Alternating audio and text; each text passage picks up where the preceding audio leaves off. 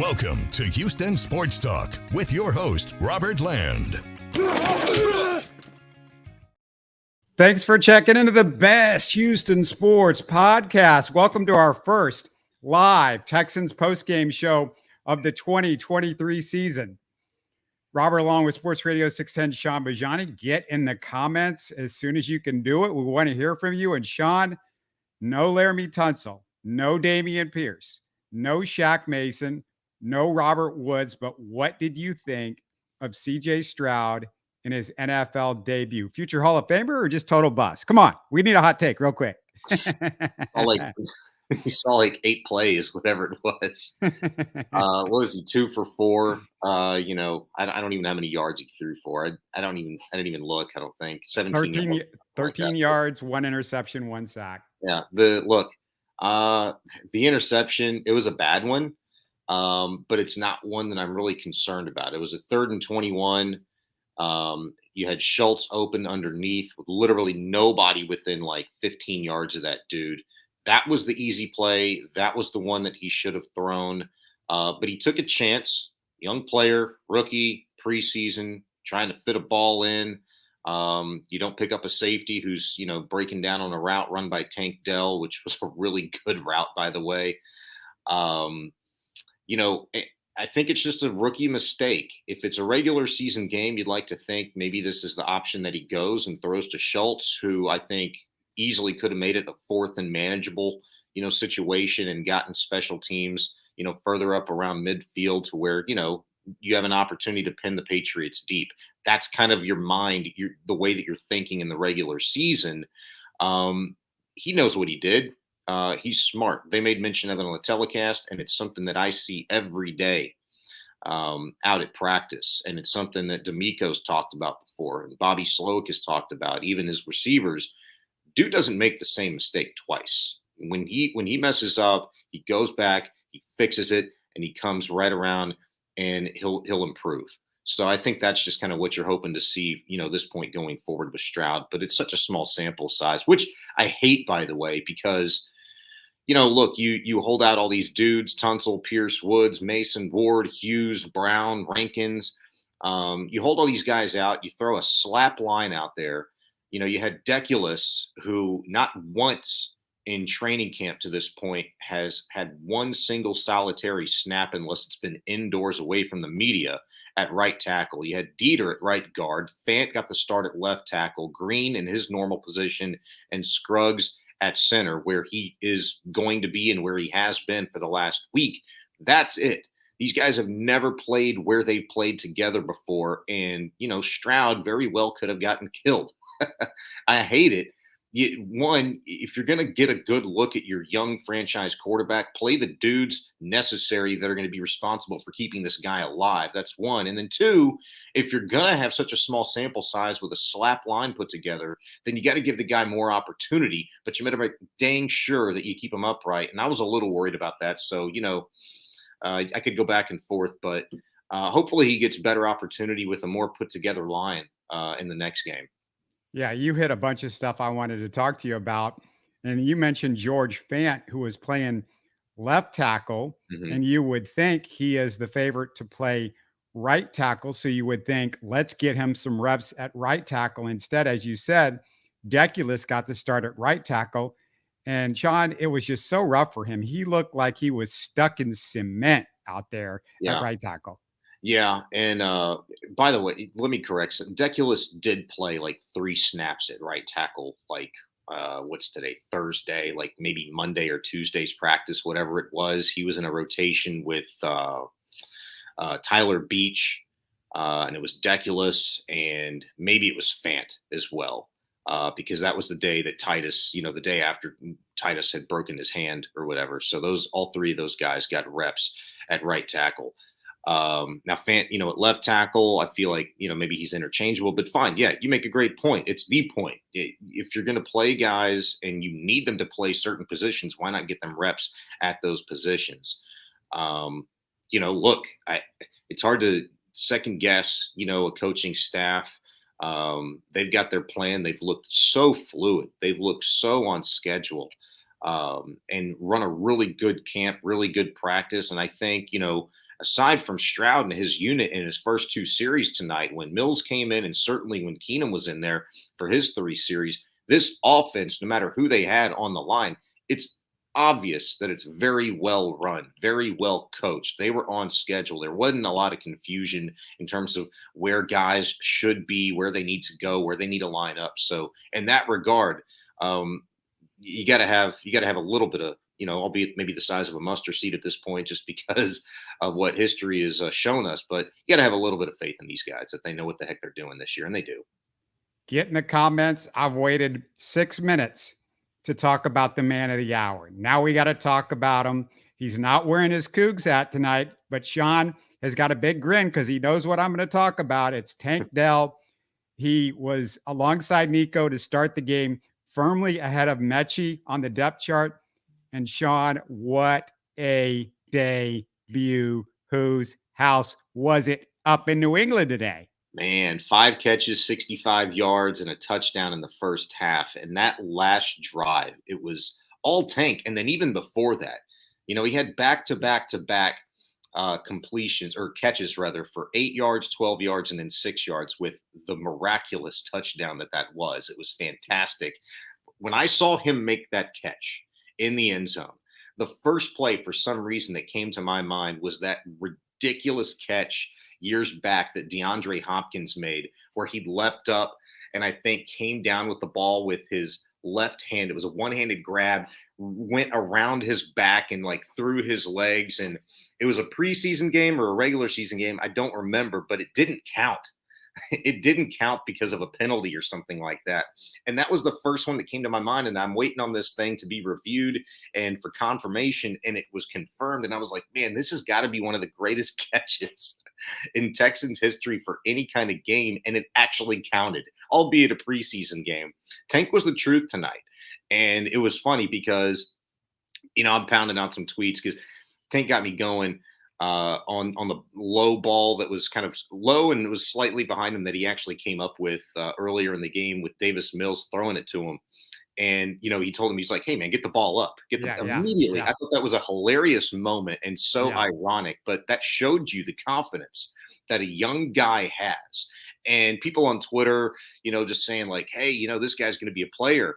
Field Yates, NFL insider, like moments later, put out a tweet saying, hey, I updated my 2023 fantasy rankings, and he's got like Tank Dell as number 4 or number 3 on his list behind, like Justin Jefferson and whoever else. I can't remember, but it's like, yeah, I thought to myself, you know what? Like Cougar fans, people in Houston, they knew about this guy. They knew who he was. They'd watched him play before. They knew he was the truth in college and thought that his game and athleticism would translate well to the NFL. I'm one of those. I am still slightly worried about his size a little bit, but he shows no fear going in the middle and making plays. He shows no fear in his just athletic ability against whoever, and he just gets open. And it's going to be up to these quarterbacks, whoever it ultimately ends up being this regular season, to make sure they can get this playmaker the ball, because that's exactly who he is and what he does is a dude that makes plays. People around the NFL, Robert, and people around this country, they still don't know. And I'm telling you, if this dude's able to stay healthy and they can get him the ball more times than not, people are going to pay attention to him, and he's going to be talked about a lot this year as a dude in this league.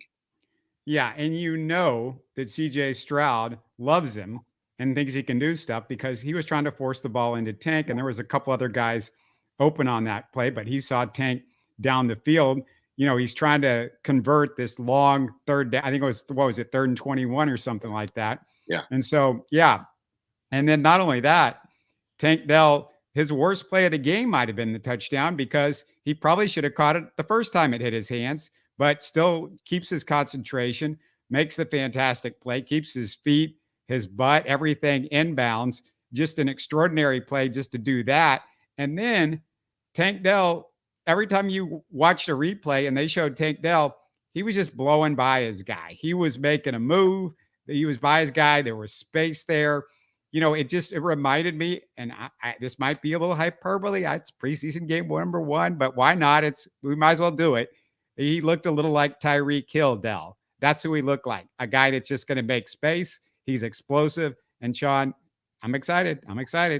Yeah, I mean, it's cool when you start, thinking about the possibilities, of a guy who possesses that kind of athleticism, and that's really what it all comes down to. Because look, there's a lot of fast dudes out there, regardless of their size, their stride. The guy's just quick. He's outright fast. He's got some really good hands that he showed tonight. I thought, showed better hands tonight than really any point up until the last couple of days of camp this week, which I thought was his best week by far. Maybe he smelt a game coming. And maybe he'd realized, you know what, I'm going to get to play in an actual football game for the first time in a hot minute. So maybe he's a little juiced for that, because there's no doubt that he's just a dog. I mean, that's just the way people talk about him. And, you've heard that word used quite a bit over the course of the last couple of years, thanks to a guy like Laramie Tunsil, who said the same thing about him. Dude's just a dog. And it's so true. He says it so much about so many guys, maybe it loses a little bit of its luster. But Tank is a dog, and he has no fear, and that's number one. If he's going to be able to survive in this league, at 5'8", 165, if he's up to 170, whatever, there's really no weight that you could hear come from him to make you feel completely comfortable about his size, just because of the way that he plays the game. But when you're that fast, you can throw out any comparison you want to. It's a question of, is he going to get open? Is he going to beat his guy? Is he going to come up with a catch? Yeah, And we could get him into we can get him into a James Harden fat suit or something like that. Show a little bit more weight for him. And then after the Stroud interception, we got to talk about another rookie, because the defense, they get a big sack from Denzel Perryman, bookmark Denzel Perryman. I'm going to come back to him, Shaun. But what impressed me the most on that sack was how Will Anderson got off the edge, beat his guy, and then helped collapse the pocket quickly. I watched that play about 10 times in a row before he came on. It was awesome. And yeah, you want to see what Will Anderson was doing there. And then I look a little bit to his right, and see the interior line. It was number 97. Who do I have? 97. Who's 97? Hassan Ridgeway. Hassan Ridgeway, he was double teamed. Guy comes off of the double team of Ridgeway and goes to Anderson, tries to reach him. Anderson is already in the backfield, beats his guy. But the key to that is the scheme, because from watching Anderson at Alabama, the dude's going to get way outside, and he's so fast, athletic, and so strong with that one arm. He's getting into the backfield, period. Okay? It's going to be the other ways that he's going to have to get creative when they try to block him. But the key to this was really two things. It was scheme, and it was the execution of Denzel Perryman, who'd lined up at the line of scrimmage over the middle, showing blitz, fakes the drop back, and then goes. Once the blocks are set on the interior lineman, and I don't know who the other guy was next to Ridgeway on the right side of Perryman, but blocks are set, and it just opened up like the Red Sea, and Perryman just goes and makes that play. I guess it had to be Collins, because he got initial credit, I think, for that sack, and then they gave it to Perryman, I think, outright. But it was just a fantastic call, setup, scheme by D'Amico Ryans and Matt Burke. And that got me excited. That play alone got me excited about what we could see schematically from Ryans this season, coupled with, look, we mentioned all the dudes that were out in this ball game tonight. And hopefully they all stay healthy, but we've poured over all the additions that they've made via the draft, and certainly free agency, and the players that they've retained, especially the ends, like Jonathan Bernard, Jerry Hughes. It got me really excited from a personnel standpoint, coupled with the scheme about this defense this year. Yeah, it wasn't just a couple of guys that we're going to be talking about, but frankly, the whole defense looked good. I'm going to have some numbers for you a little bit later, but CJ Stroud struggled, but the rookies otherwise looked really good. We mentioned Tank. We mentioned Will Anderson. How about Henry Toa, who was everywhere? I mean, he was flying around, making plays. And Shaun, he showed me the instincts at linebacker we haven't seen much over the last 2 years from Texans linebackers. Yeah, I think the first play that he made tonight, it was on the defense's third series. Made a nice play on the Patriots running back who caught a swing pass in the flat. And that was, on a 3rd and short, I believe, maybe like a 3rd and 2, or Maybe it was a 3rd and 1. Maybe it went for no gain because I know it brought up a 4th and 1. But I like that play for a linebacker like that he's lined up literally in the middle. He's got a ways to go. He got his eyes immediately in the backfield on his guy. If that running back leaves out, he's got to sift and follow him to the flat and just made a nice disciplined play. For a linebacker. Look, and this is a guy who called the defense at Alabama. As a team captain there. He knows what he's doing. And he looked like a veteran tonight, to be honest with you. And I know who he was playing against, some 2s, some 3s, not many 1s out there at that point in time. But he made plays and it got you excited again about the defense. And it really comes down to scheme. Number one thing that these guys, regardless of who, they are right now and who they maybe project to be in this defense, is they talk about DeMeco and Matt Burke putting them in position to make plays. And we know, look, the secondary last year specifically, they did a nice job, towards the end of the season, especially. They came up with a lot of picks.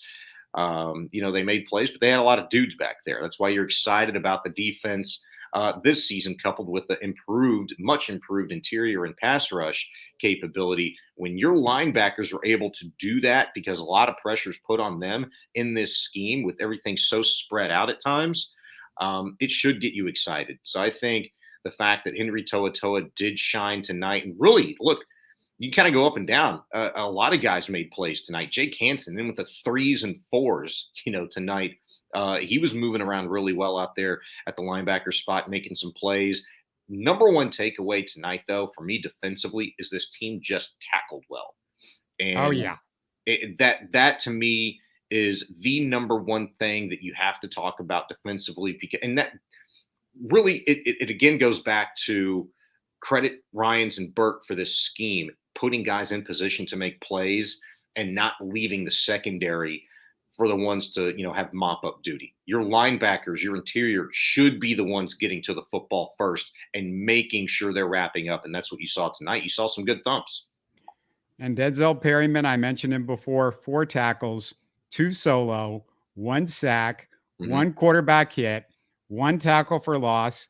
And I feel like he played not much more than CJ Stroud did, but he was everywhere. And Texans linebackers who have been practically invisible for 2 years, Shaun. You look at Christian Harris, I saw make a play out there, just up and down. I mean, this is not 1 or 2 guys. Like you said, this was a team defensive effort. And let me just throw the stats out at you, because let's forget everything after the Case Keenum touchdown pass halfway through the 4th quarter. Texans offense, 283 total yards. Patriots 105. Texans 58 total plays, Patriots 35. Texans 17 first downs, Patriots 4.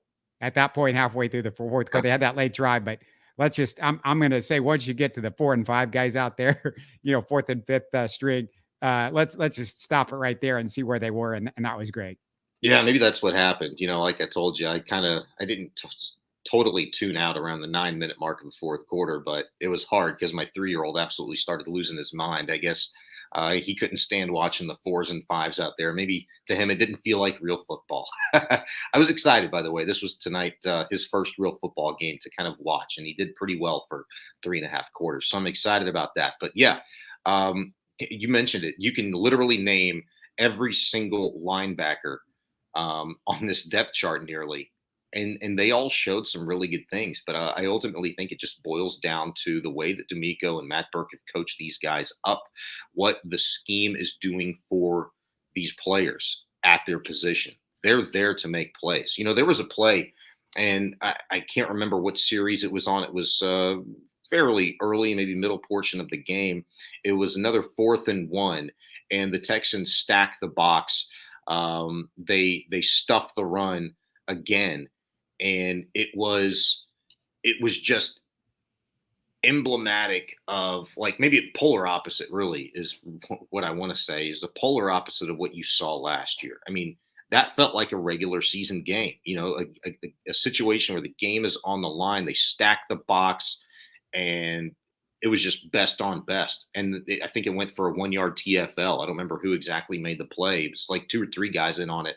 And that's just that swarm mentality. And people heard so much about that And it becomes almost like meaningless until you're able to put your eyes on it, what that looks like. You saw a good brand of that tonight. I think the brand of football that D'Amico wants this defense to play, which, by the way, is interesting because the last day they were on the field at training camp was Tuesday. Wednesday was an off day, no availability to media, probably a little walkthrough day and travel day for him yesterday. But D'Amico said, look, our defense was not good today. It came out with no energy. Guys weren't making plays. Guys weren't hyped up. And I think it was Christian Harris on Tuesday who'd made a play in the backfield, stuffing the run or something like that, got a TFL, and that hyped everybody up. And D'Amico went out there and pat him on the head and, just excited and said, man, that's what it's all about. That's what it's all about. Let's go, let's go. And from that point on, the defense was kind of rejuvenated. And so I think, look, this is still early in the process, but in the defense and just this team in general is going to have moments like that, but they have the right coach, to get them back in line, back on track and refocused. And so I think you saw a lot of the fruits of that labor tonight. Yeah, we talked about some of the rookies, a guy that's a rookie, even though we forget he's a rookie, but John Mechie, congratulations to him. First catch in 614 days on a sort of real game, I guess, if you want to call the preseason a real game. It's still a scrimmage, but still not something that should go unnoticed with John Mechie. And really, if you count him as a rookie, Sean, this is a class that could, go up there with the rookie class, maybe in that D'Amico class that we saw where you had a bunch of guys, but it's starting to look like that. CJ Stroud, of course, is going to be the most important guy from the rookie class, but with Tank Dell and Henry To'oto'o showing you something, and John Mechie, Juice Scruggs, that's a wait and see. That's going to be an important factor, but Will Anderson showed us stuff. And, Xavier had a catch. I want to see some more Xavier. I'd like to see him more play in the first half with the big boys a little bit the next game. But yeah, I mean, this rookie class for the Texans looks as good as any rookie class that I've ever seen come in with the Texans. That catch by Hutchinson from Keenum on that bootleg, that was a thing of beauty. That got me excited too, man. I missed that bootleg. I missed the hell out of that bootleg. It looked eerily similar to what we saw for so many years at U of H.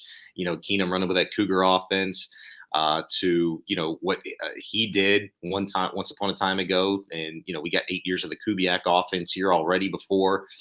It got me excited because you might have the right quarterback in place now if it's Stroud, much sooner than later if he's really able to just kind of control this and hone in on making the must-have plays, like the one he missed that went for an interception tonight to Thornton. You got to have those. You got to take what the defense is giving you in those instances. And, I mean, my gosh, Hutchinson was wide open. And I love the fact that Keenum, I think it was the very next play, went right back to Hutchinson, tried to run like a little back shoulder fade to the left corner of the end zone. And Hutch just had a little trouble getting off of the initial contact from the corner. But I like taking a shot there. And look, it goes back to what players have said this training camp already about Bobby Slowick. He's been described a lot of ways, but all very similar. Number one word that I think is most common when you describe Bobby Slowick is aggressive. And you saw the aggressiveness in terms of the play calling there. You ain't going to see too much, but there's only so much you can actually withhold, from an offense. And we've heard about the volume of this playbook and scheme offensively from Slowick and what he's taken from Shanahan and is kind of trying to put his own fingerprints on. You can only withhold so much. At the end of the day, football's football. There's only so many route and combinations you can run. You saw how aggressive he could be tonight, even just it was a little bit of a sample size. But I'm excited about that, and I agree with you. I want to see Hutch, catch some balls earlier in the game, with more of the ones, twos that we're going to see on the regular out there with this team. Go back to the Mechie catch. It was a screen that worked. I've been watching a lot of Texans football over the years. We don't see a lot of screens that work. And, that was a big deal. I'm going to go with a guy now that really struggled. CJ Stroud struggled, of course. Fullback Andrew Beck, rough game for him. He was helped off the field with an injury to start the second half. that's something you could maybe speak to, Shaun, because of, this concern about the depth there with Troy Hairston has been out as well.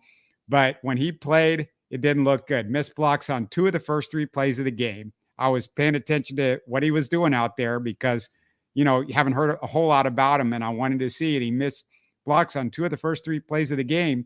One of them, guys slipped by him, got in the backfield, and sort of helped blow up that play. He also had the drop on 3rd down, which would have been an easy first down halfway through the second quarter. Yeah. So it did not look good for Beck. And now, he might be the fullback position. We know it's important in this offense, right? 100%. It's very important. People don't talk about it near enough. And look, I brought it up to a couple of people over the course of the last couple of weeks at training camp, and that you got Beck. Who else? Because Hairston's been on PUP and now he's on IR, with herniated disc or whatever his situation is. And you're not holding your breath for him to come back. The Texans signed Dalton Keene, number 40, who you saw tonight, get that didn't he score a touchdown? He got that carry into the end zone, or maybe he fell short. I guess he fell short. But you have not once seen him line up at fullback this training camp. He's gotten tight end reps, as obviously we know that room's been banged up with Tegan Quatoriano. Yet to take a training camp snap. He starts every morning on the side field doing his rehab work. Brevin Jordan's been banged up. They have Eric Tomlinson, in camp with the Texans, and I think he might have even gotten banged up the other day. I mean, it's just one after the other. And so I thought whenever Keene got that carry tonight, immediately to myself, I was like, you know what?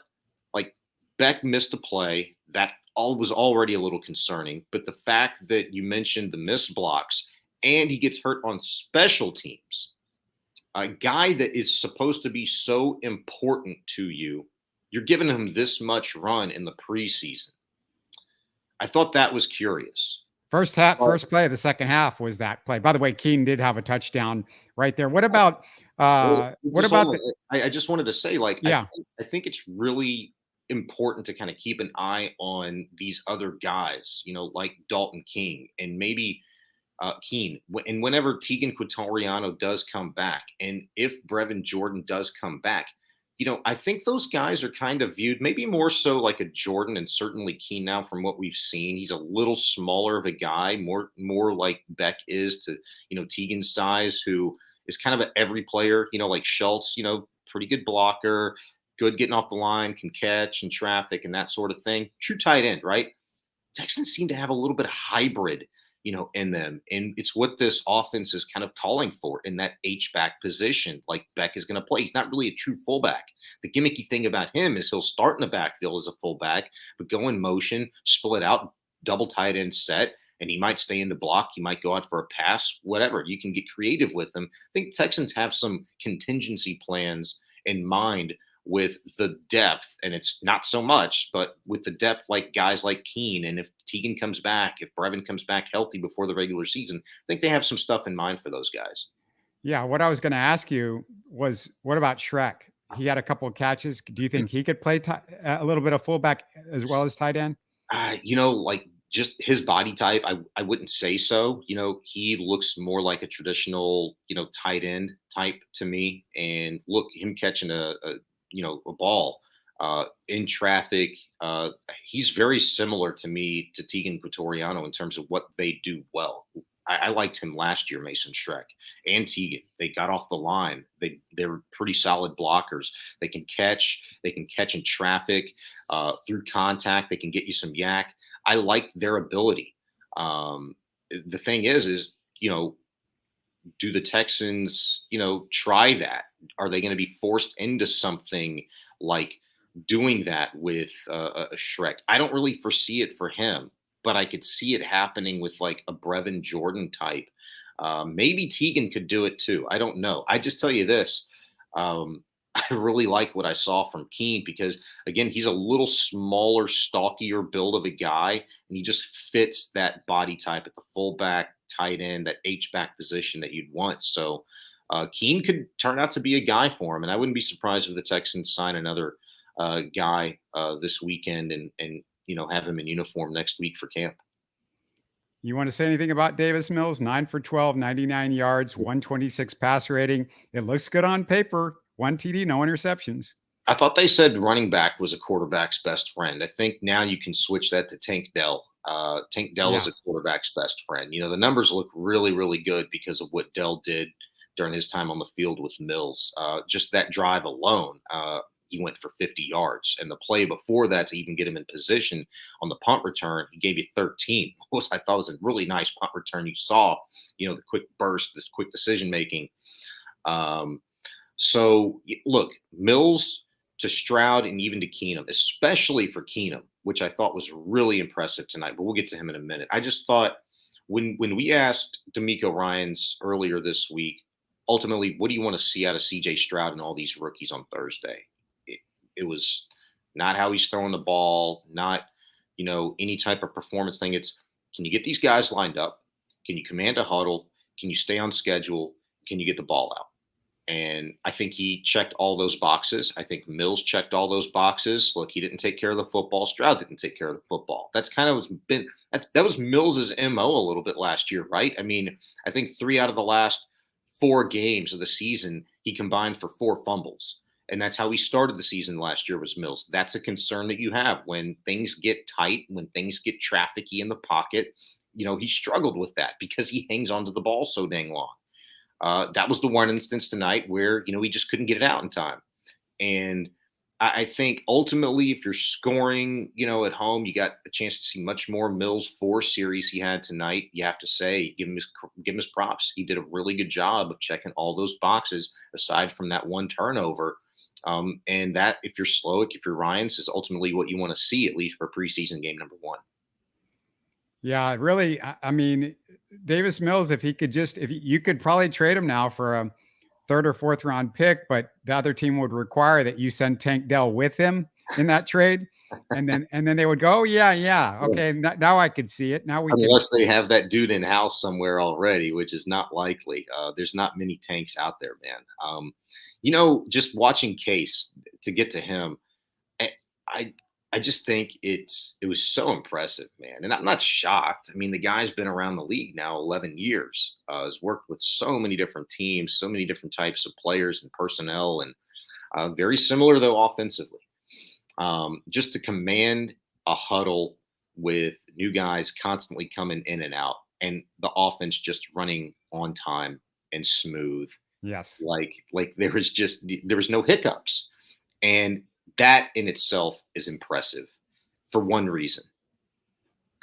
The consistency with personnel groupings and timing wise, where you have to be lined up, when you have to get off, the precise, little tiny details that Slowick has in this offense that are necessary to execute to make it effective was for Case Keenum tonight, with a bunch of dudes that, to be quite honest with you, he hadn't thrown many passes to. Case Keenum got 2 reps in the last 2 practices. Davis Mills, in situational football, got just as many. They haven't had time to work on this stuff with these guys. That was really, really impressive. And it just goes to show you everything that's up here for Keenum and how he's able to communicate, behind closed doors, in the film room, the meeting rooms, with the wide receivers, the offensive linemen, the tight ends, the backs, to when you do step on a football field, it's going to be execution.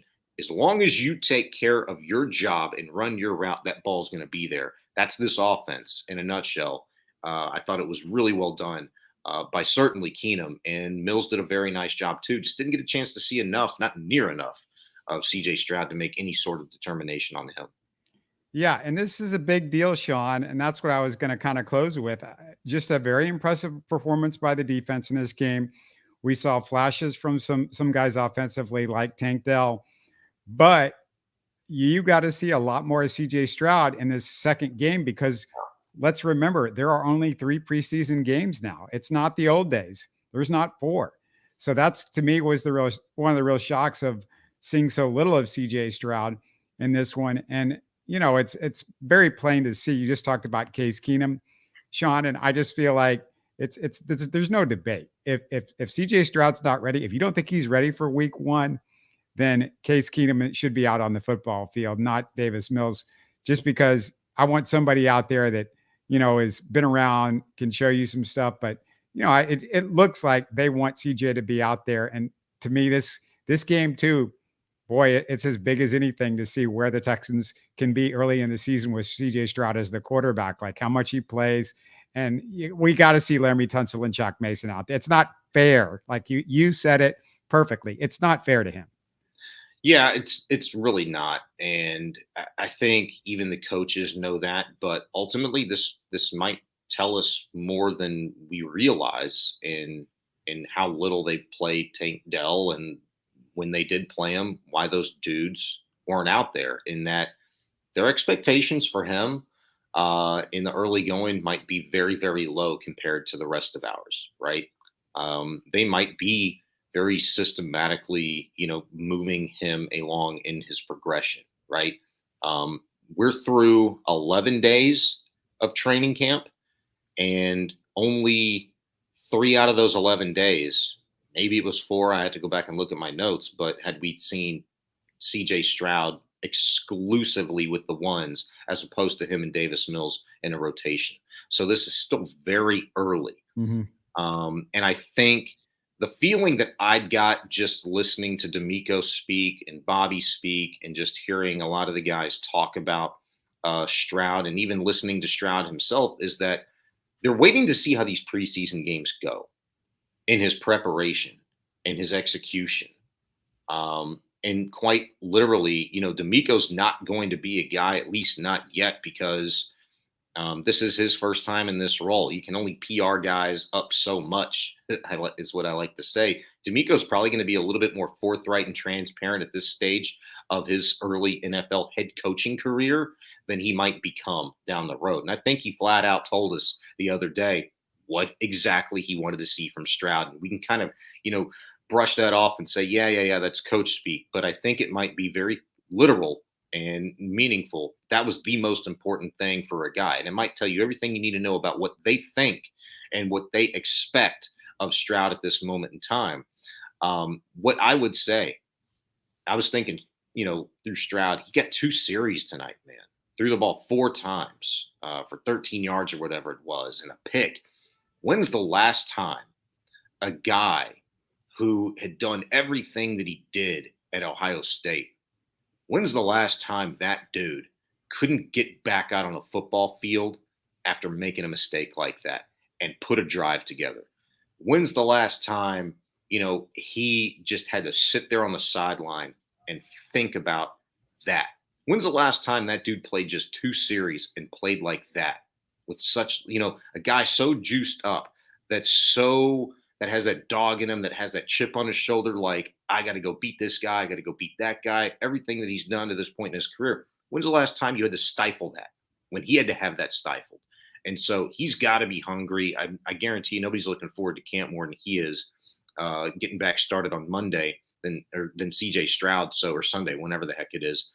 But I kind of want to see how he reacts to that. But I'm kind of with you, let's see how this plays out. He might have a fantastic week and a terrific game next Saturday.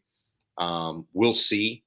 But if he doesn't, and if we kind of start to notice, this small type of progression, I'm not going to say I told you so, but there is a very large sample size out there that says more times than not over the course of history and even recent history, rookie quarterbacks taken as high as he is in the first round or was, just don't start week 1. Because they're not ready yet. And I think the Texans do, to some degree, owe it to themselves to make sure that if this guy's the future, that he's as ready as possible to go out there and execute and try to win football games for this team. And if he's not ready week 1, he's not ready.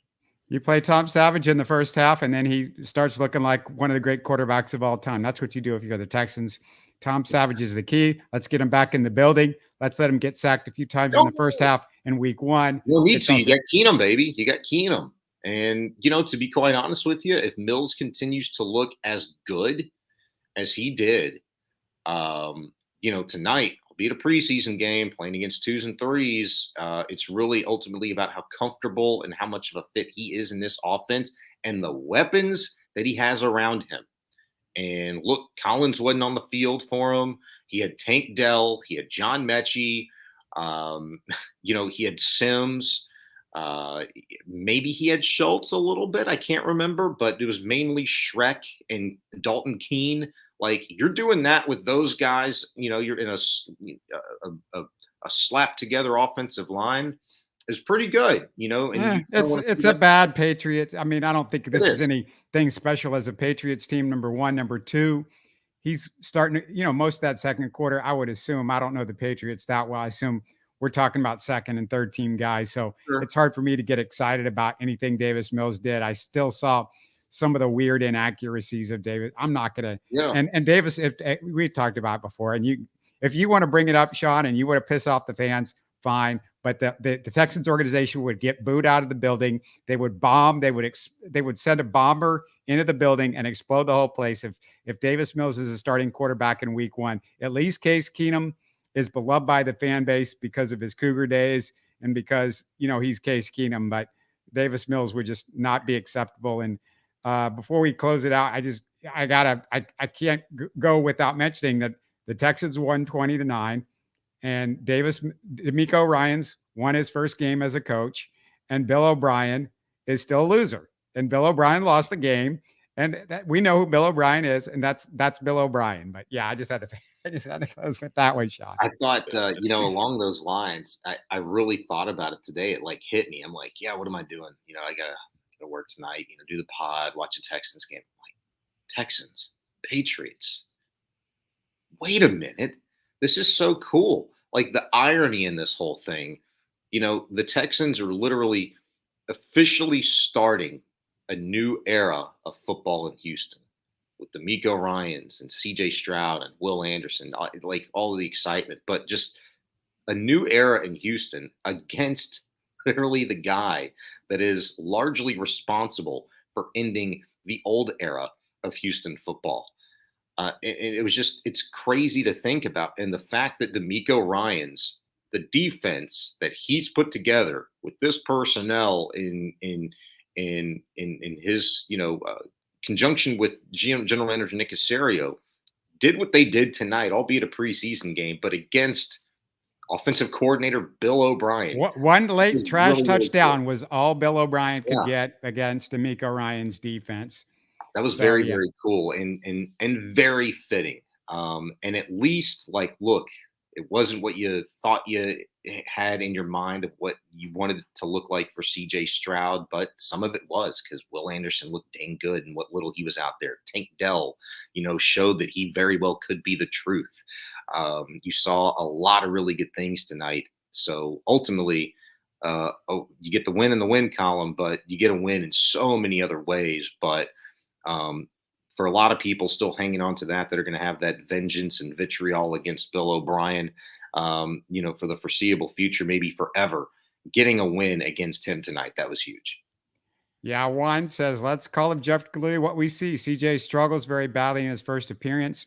Let's give him the benefit of the doubt, but stop massaging an ugly performance. I don't think we massaged an ugly performance. I just said he got 4 throws, dude. He got 4 throws with a offensive line that was not the first team offensive line and looked like a joke out there. Yeah, it was a bad throw, but it was his first series in his entire NFL career with not much help out there. So, I mean, you listen to the whole thing, listen to us from the start. We didn't sugarcoat it, and he's got to be better than that, but it's his first game, first possession. Just keep all of that in mind, but stay with us. We're going to keep bringing you the Texans post games next week. We'll have a show early in the week, our typical Monday slot, I believe. And then, we'll have a Texans post game next Saturday as usual. Look forward to that. Look forward to bringing you guys everything that's going on this entire Texans season. Sean will be out there all the time. He's out at NRG Stadium. He's out at the practice facility. So you definitely want to stick with us and tell your friends about us that this is what we're doing. We're having a blast talking Texans all year long. Texans win 20-9. That's it from Houston Sports Talk. We'll talk to you again next week. Thanks, man. You're listening to Houston Sports Talk. Hey, you can support the show by subscribing on YouTube and commenting on the videos. Listen to Houston Sports Talk on Spotify, Apple, Stitcher, and Google. Don't forget to tell a friend and share our show on social media. Spread the word, everybody. Thanks for listening.